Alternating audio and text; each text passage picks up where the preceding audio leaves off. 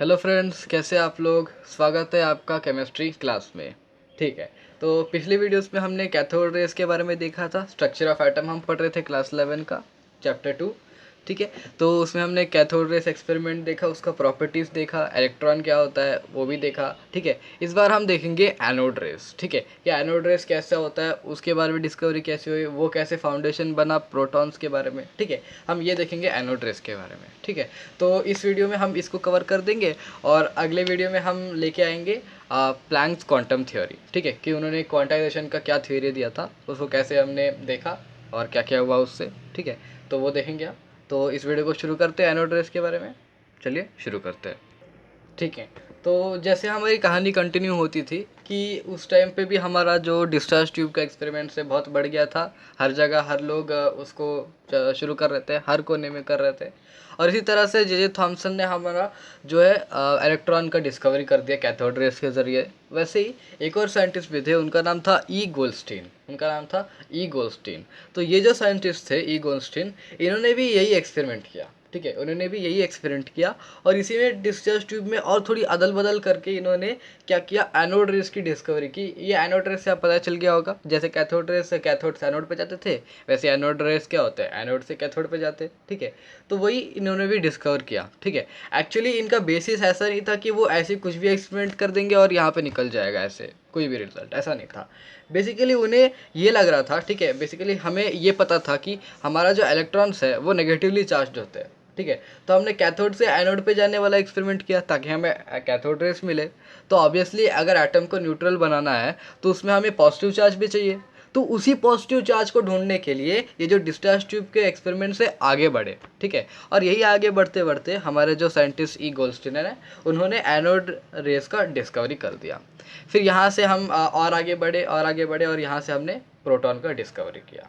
ठीक है, तो शुरू करते हैं। इसके लिए भी हमें वैसा ही कुछ सेटअप बनाना पड़ेगा, डिस्चार्ज ट्यूब का बनाते हैं सेटअप। ठीक है, तो इसमें भी हमने वही सेटअप बना दिया। ठीक है, इसमें एक छोटी सी चीज़ आपने नोटिस की होगी कि ये जो एनोड है, एनोड ये तो देखिए ये कैथोड है, ये नेगेटिव टर्मिनल से कनेक्टेड, ये कैथोड हो गया। ये पॉजिटिव से कनेक्टेड है तो एनोड हो गया। ठीक है, तो कैथोड एनोड, तो एनोड हम तो जानते हैं अच्छे से। ठीक है, कैथोड एनोड बन गया हमारा। अब नेक्स्ट यहाँ पे जो चीज़ हमने बदली है वो है परफोरेटेड एनोड। हमने परफोरेटेड एनोड मतलब जो जिसके आर पार कोई भी चीज़ जा सके। ठीक है, उसमें होल्स होंगे कि उससे आर पार जा सके इलेक्ट्रॉन, जो हमने कैथोड एक्सपेरिमेंट में किया था। ठीक है, वैसे ही हमने यहाँ पे क्या किया, एनोड को तो हमने नॉर्मल मेटल से बनाया, लेकिन जो कैथोड है उसको हमने परफोरेटेड कैथोड बना दिया। ठीक है, उसमें हमने होल्स कर दिए। कैथोड में हमने क्या कर दिए, होल्स कर दिए, ताकि जो भी हमारा जो एनोड का जो भी है प्रोटॉन्स या जो भी गैशियस आयंस है वो इसके आर पार जाके यहाँ पे लग सके। और लगेगा कैसे, ये हमें पता कैसे चलेगा, है ना। वो पता चलने के लिए हमने यहाँ पे ZnS मतलब जिंक सल्फाइड की जो है यहाँ पे एक स्क्रीन लगा दी। इसको हम फ्लोरेसेंस स्क्रीन के नाम से भी जानते हैं। ठीक है, यहाँ पे फ्लोरेसेंस स्क्रीन लगा दी ताकि अगर कोई यहाँ पे स्ट्राइक करे तो ये चमके और हमें पता चल जाए। ठीक है, तो यहाँ पे लगा के तो फ़ायदा नहीं होगा ना, इसलिए यहाँ पे लगाई हमने ताकि हमें पता चले कुछ। ठीक है, तो ये लगाई हमने और यहाँ पे भी सेम वोल्टेज हमने प्रोवाइड की। करंट वैसे ही वोल्टेज हमने प्रोवाइड की, उतना ही ज़्यादा वोल्टेज, बहुत ज़्यादा वोल्टेज प्रोवाइड की। लेकिन यहाँ पे एक छोटा सा हमने गेम चेंज कर दिया। यहाँ पे हमने जो प्रेशर है उसको थोड़ा नॉर्मल कर दिया, मतलब नॉर्मल के आसपास कर दिया। ठीक है, उसमें हमने बहुत बहुत मतलब बहुत कम प्रेशर रख दिया था ना पहले वाले में। कैथोड में हमने 10⁻³ मिलीमीटर Hg का रख दिया, बहुत कम प्रेशर। इसमें हमने प्रेशर थोड़ा बढ़ा दिया और इसमें हमने 10⁻⁻1 mm ऑफ Hg कर दिया। mm of Hg, millimetre Hg, मतलब जिसमें गैस के मॉलिक्यूल्स थोड़े प्रेजेंट हो।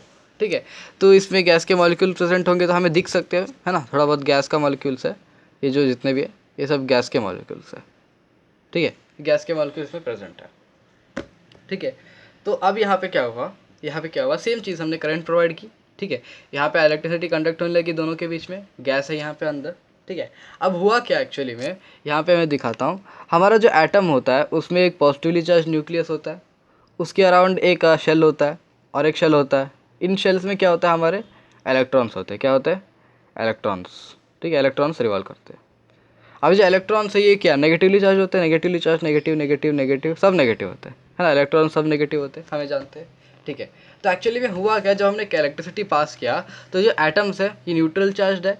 इनमें से जो इलेक्ट्रॉन्स है उसको एनोड ने अपने पास खींच लिया। एनोड पॉजिटिवली चार्ज है, तो इलेक्ट्रॉन्स को एनोड ने अपनी तरफ खींच लिया। तो इसमें जितने भी इलेक्ट्रॉन्स थे ई माइनस, जितने भी थे ई माइनस जितने भी थे ई माइनस, वो सब एनोड के पास खींचे चले गए। ठीक है, तो एनोड में ई माइनस सब चिपक के बैठ गए। ठीक है, अब ई माइनस अगर एनोड में चिपक के बैठ गए तो यहाँ पे तो कोई बचा नहीं, यहाँ पे तो कोई बचा नहीं, यहाँ पे तो इलेक्ट्रॉन कोई बचा ही नहीं। मतलब ये सारे इलेक्ट्रॉन नॉकड ऑफ हो गए, सारे इलेक्ट्रॉन नॉकड ऑफ हो गए, कोई भी इलेक्ट्रॉन नहीं बचा। तो बचा क्या, क्या बचा? ये पॉजिटिव चार्ज बचा, पॉजिटिव चार्ज का न्यूक्लियस बच गया। तो ये क्या हो गया? तो ये कौन से चार्ज कैरी करेंगे अब एटम? जब उनमें इलेक्ट्रॉन निकाल दिया हमने, कौन सा चार्ज कैरी करेंगे? Positive charge. तो वही चार्ज अब ये कैरी करने लगे। ठीक है, तो अब ये कौन से चार्ज के हो गए? पॉजिटिव चार्ज के हो गए। तो अब क्या हुआ, अब जबकि ये पॉजिटिव चार्ज के होगा और यहाँ पे इलेक्ट्रॉन जाके सब चिपक गए, तो ये जब पॉजिटिव चार्ज हो गया तो ये क्या है? ये कैथोड है, ये नेगेटिवली चार्ज है। तब क्या हुआ, ये नेगेटिव अपने पॉजिटिव को खींचता है। हम जानते हैं dislike charges like each other, मतलब अट्रैक्ट करते हैं एक दूसरे को। ठीक है, तो ये अट्रैक्ट होने लगे और ये इसके आर पार निकल गया डायरेक्ट, क्योंकि ये परफोरेटेड है, इसमें होल्स है, इसके आर पार ये सब निकल गए। तो ये सब इसके आर पार ऐसे डायरेक्ट आर पार निकल गए। ये जितने भी गैशियस आयंस बने हैं ये आर पार निकल गए। ठीक है, अब फिलहाल इनको हम प्रोटॉन नहीं बोल सकते।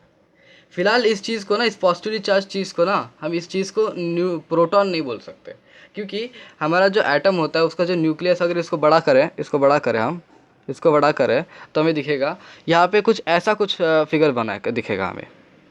ठीक है, ऐसा कुछ फिगर दिखेगा, ये है न्यूक्लियस। ठीक है, अभी जो न्यूक्लियस है इसमें कुछ पॉजिटिव चार्ज के प्रोटॉन्स हो सकते हैं, लेकिन बाकी जो है वो क्या है? वो न्यूट्रॉन्स है। ठीक है, इसलिए तो न्यूक्लियस बहुत भारी होता था, है ना, एटम के मुकाबले। तो यही चीज़ था। हमें अभी पर्टिकुलरली पता नहीं था कि एटम इतना भारी क्यों होता है और प्रोटॉन इतना भारी नहीं होता, है ना, प्रोटॉन तो इतना भारी नहीं होता, है ना। तो इसलिए हमने देखा कि ऐसा कुछ हो रहा है, तो हमने यहाँ पे ऐसा मान लिया कि ये, इसको हमने पर्टिकुलरली प्रोटॉन नहीं नाम दिया। ठीक है, इसको हम ऐसा नहीं बोला कि ये फंडामेंटल पार्टिकल्स है ना। इलेक्ट्रॉन्स तो हर जगह सेम होते हैं, पेन में जो इलेक्ट्रॉन्स है वही इलेक्ट्रॉन्स पेंसिल में भी होंगे, है ना। लेकिन यहाँ पे ऐसा नहीं था, यहाँ पे कुछ डिफरेंट था। हमने बोला ये गैशियस आयंस है। ठीक है, और गैशियस आयंस जब यहाँ पे स्ट्राइक किए तो चमक पैदा हुई, तो हमें पता चला ये पार्टिकल्स है। ठीक है, ये पार्टिकल्स है। अब यहाँ पे प्रॉपर्टीज़ जब डिस्कस करेंगे तब आपको अच्छे से समझ में आएगा, वही डिस्कस करते हैं अभी, प्रॉपर्टीज़। ठीक है, तो ऑब्वियसली पहला प्रॉपर्टी क्या होगा? पहला प्रॉपर्टी होगा कि they are positively charged, they are positively charged. Positively charge simple है, पॉजिटिवली चार्ज होंगे। ठीक है, क्योंकि कैथोड की तरफ जा रहे हैं तो पॉजिटिवली चार्ज ही होंगे, है ना। नेक्स्ट क्या है? नेक्स्ट ये जो नेक्स्ट पॉइंट है ये बहुत इंपॉर्टेंट है। ठीक है, बहुत इंपॉर्टेंट है कि उनका ओरिजिन क्या है। Their origin is gaseous ions. क्या है? Gaseous ions. उनका ओरिजिन प्रोटॉन नहीं है, उनका ओरिजिन क्या? प्रोटॉन नहीं है। ठीक है, उनका ओरिजिन है गैशियस आयंस। वापस सेटअप पे जाते हैं। ये जो गैशियस आयंस है इससे बन रहे हैं, है ना। क्योंकि ये कैसे पता चला? हमने क्या किया? एक्सपेरिमेंट है, हमने गैस बदल के देखा, हमने प्रेशर बदल के देखा, हमने इसका मटेरियल बदल के देखा, हमने सब कुछ बदल के देखा। ठीक है, जब हमने गैस बदल के देखा तब हमें पता चला कि इसका जो प्रॉपर्टीज़ है कि ये कितने मात्रा में इधर स्ट्राइक कर रहे हैं, कितना लुमिनेंस प्रोवाइड हो रहा है यहाँ पे, कितने तेज़ी से यहाँ पे स्ट्राइक कर रहे हैं। ठीक है, ये जितनी भी चीज़ है ये हमें पता चला गैस बदलते समय। जब हमने गैस बदला इनका प्रॉपर्टी भी बदल गया, तो हमें पता चला कि ये गैस के ऊपर डिपेंड करते हैं। क्या करते हैं ये गैस के ऊपर डिपेंड करते हैं। ऐसा नहीं कि फंडामेंटल है कहीं पे भी सेम हो जाएंगे। जैसे इलेक्ट्रॉन क्या पेंसिल में होंगे, मतलब पेन में होंगे तो वैसे ही होंगे, और ये पेपर में होंगे, पेपर में भी जो इलेक्ट्रॉन्स है, पेन में भी जो इलेक्ट्रॉन्स है, सब एक ही जैसे है। वो फंडामेंटल है, हर जगह पाए जाते हैं, everywhere, they are found everywhere, हर एक एटम में होते हैं। बट नहीं, यहाँ पे जो चीज़ हमने देखा एनोड रेस, ये जो चीज़ है ये हर जगह पाए नहीं जाते, ये हर जगह पर्टिकुलर क्वांटिटी पर्टिकुलर अमाउंट में पाए जाते हैं। ठीक है, इन ऐसा नहीं कि फंडामेंटल है, हर जगह पाए जाते हैं। ठीक है, ये सिर्फ कुछ गैसों में कुछ मात्रा में होते हैं, किसी में थोड़ा अलग होता है। हर जगह इनका डिपेंडेंस और इनका जो जितना भी है क्वांटिटी जो है, क्वालिटी जो है, वो सब अलग होता है depending on the nature of gas. ठीक है, तो इस तरह से हमें पता चला कि ये गैशियस आयंस है। अभी ये पता नहीं था कि ये पर्टिकुलर प्रोटॉन है। ठीक है, एक्चुअली वो प्रोटॉन भी नहीं था, ये न्यूट्रॉन प्रोटॉन का मिक्सचर एक न्यूक्लियस था। This was a nucleus, positively charged nucleus. अभी इसमें न्यूट्रॉन भी है, न्यूट्रॉन की डिस्कवरी अभी तक नहीं हुई है, तो इसलिए लोगों को कुछ भी नहीं पता था कि प्रोटॉन है, न्यूक्लियस है, क्या है, किसी को नहीं पता था।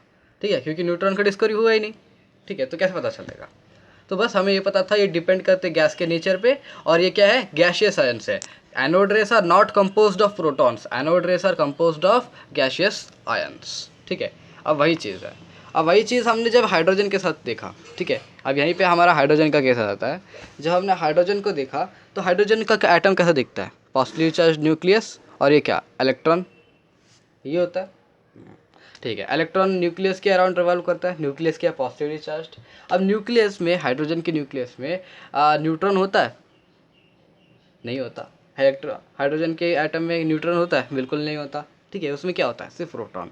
तो जो न्यूक्लियस है ये क्या है, ये प्रोटॉन है। ठीक है, तो यहाँ से हमें पता चला कि हाइड्रोजन, यहाँ पे तब उनको भी ये नहीं पता था कि हाइड्रोजन में न्यूट्रॉन नहीं होता, ये नहीं होता, वो नहीं होता। उन्होंने बस मान लिया कि हाइड्रोजन में न्यूट्रॉन नहीं होता क्योंकि वो लाइटेस्ट एलिमेंट था, है ना, लाइटेस्ट एलिमेंट था।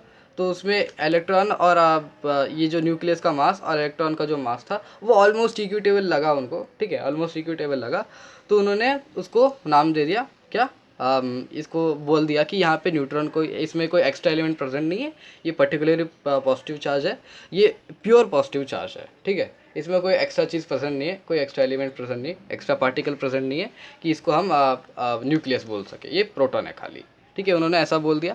और फिर जब हमने इसके साथ देखा तो हमने यहाँ पे बताया कि हाइड्रोजन के केस में यहाँ पे लिख देता हूँ, in case of hydrogen anode rays अरे भाई yes, anode rays are made of क्या, प्रोटॉन्स।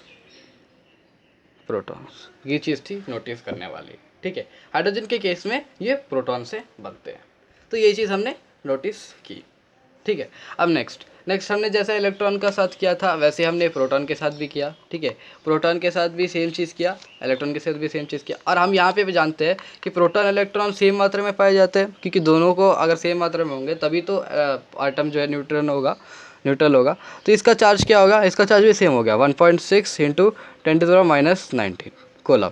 ठीक है, अब कई लोग बोलेंगे कि कैथोड रेस एक्सपेरिमेंट में उस वीडियो पे आपने बताया था कि ये जो है यहाँ पे ये भी सेम चार्ज है, ये भी सेम चार्ज है। ठीक है, एक्चुअली वहाँ पे नेगेटिव था, इलेक्ट्रॉन है तो नेगेटिव चार्ज, यहाँ पे प्रोटॉन है तो पॉजिटिव चार्ज। ठीक है, सिंपल, लेकिन चार्ज बराबर होगा ताकि न्यूट्रल हो सके एटम। ठीक है, उससे फ़र्क नहीं पड़ता।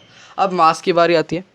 मास जब हमने कैलकुलेट किया वो आया 1.625 इंटू 10⁻⁻27 kg। ठीक है, अब ये थोड़ी नोटिस करने वाली बात थी, ये कैसे हो सकता है, अब ये कैसे हो सकता है। ये देखिए यहाँ पे जो मास है, जब हमने ठीक से देखा, इसका रेशियो देखा तो हमें पता चला ये जो है मास है वो 1837, वो कितना ज़्यादा है, 1837 टाइम्स ऑफ इलेक्ट्रॉन का मास। अब ये थोड़ी गौर फरमाने वाली बात थी कि ऐसा क्यों हो रहा है, ऐसा सोच सकते हैं क्यों हो रहा है। ये जो चीज़ थी बहुत प्रॉब्लम की, इसकी वजह से ही हमने न्यूट्रॉन की खोज की, इसकी वजह से हमने अपना दिमाग दौड़ा न्यूट्रॉन के पीछे। क्यों, क्योंकि देखिए ये जो मास है, हम जानते हैं इलेक्ट्रॉन प्रोटॉन सेम मात्रा में होने चाहिए, उनके चार्ज भी बराबर होंगे। ठीक है, ताकि एटम न्यूट्रल हो सके। ठीक है, अब चार्ज इतना है तो मास भी दोनों का सेम ही होना चाहिए। मास भी दोनों का ऑलमोस्ट सेम ही होना चाहिए, आसपास में होना चाहिए, लेकिन इतना बड़ा डिफरेंस ऐसे कैसे हो सकता है, इतना बड़ा डिफरेंस तो नहीं होना चाहिए। 1000 इतना टाइम्स हो सकता है क्या, इतना तो बहुत ज़्यादा डिफरेंस हो गया है ना, इतना तो नहीं होना चाहिए था। तो तब हमें पता चला कि ज़रूर प्रोटॉन के अलावा भी कोई एक ऐसा सबएटॉमिक पार्टिकल है जो इसका मास बढ़ा रहा है, जो इस न्यूक्लियस का मास बढ़ा रहा है। और इसी की वजह से हमने आगे चल के न्यूट्रॉन की खोज की और न्यूट्रॉन हमारे एटम का एक सब पार्ट बन गया। ठीक है, तो यहाँ से न्यूट्रॉन की खोज भी हुई, आगे बढ़ के यहाँ पे हमने प्रोटॉन को खोज दिया।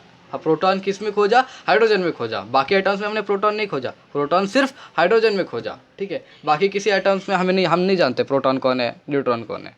आगे चल के जब न्यूट्रॉन की डिस्कवरी हुई तब हमें पता चला बाकी एटम्स में कैसे कहाँ पे प्रोटॉन्स है। ठीक है, तो ये हमें पता चला। ठीक है, तो आज के वीडियो में बस इतना ही। हमने एनोड रेस के बारे में देखा, जिसको हम कैनल रेस भी बोलते हैं। ठीक है, इसको कैनल रेस भी बोला जाता है एनोड रेस को।